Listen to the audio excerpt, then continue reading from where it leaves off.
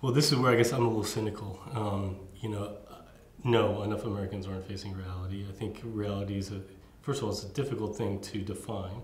Some people would say that they are facing reality, but their reality is different than other people's reality. But if we're talking about the reality of the fact that we've effectively hit, a point where a number of crises have come together, we've hit effectively this moment of tipping points. No, not enough Americans are aware of that reality. Now they are aware of certain elements of the reality. They are feeling the symptoms of that, whether it's in the economic crisis or they're starting to see, changes in their own personal climate system.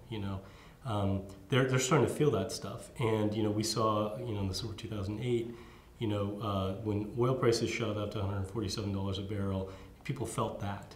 So they're facing a reality. Even though it was short-lived in some ways, they haven't necessarily put it together, or enough people haven't necessarily put those pieces together.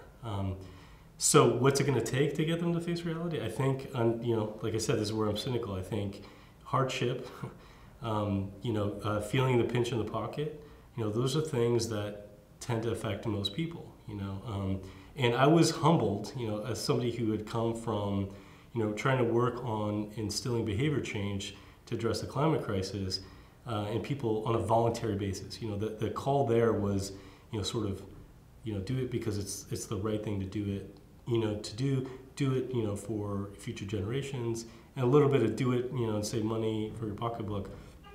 But it really wasn't until, gas prices here in California were $4.50, and other parts of the country are also really high, that I really started seeing people changing their behavior.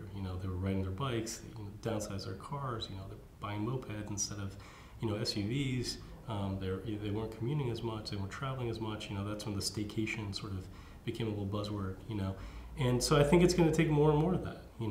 At the same time, I think there are a number of people out there. When you count them up, there's a movement of people that are deeply passionate and deeply engaged in elements of this. And so part of our task is to show them how that thing that they're passionate about, whether it's a local food system or changing transportation in their community, or climate change, or peak oil, or trying to rebuild their local economy, to show them that is just the other side of the coin for a number of other issues. These are all interconnected.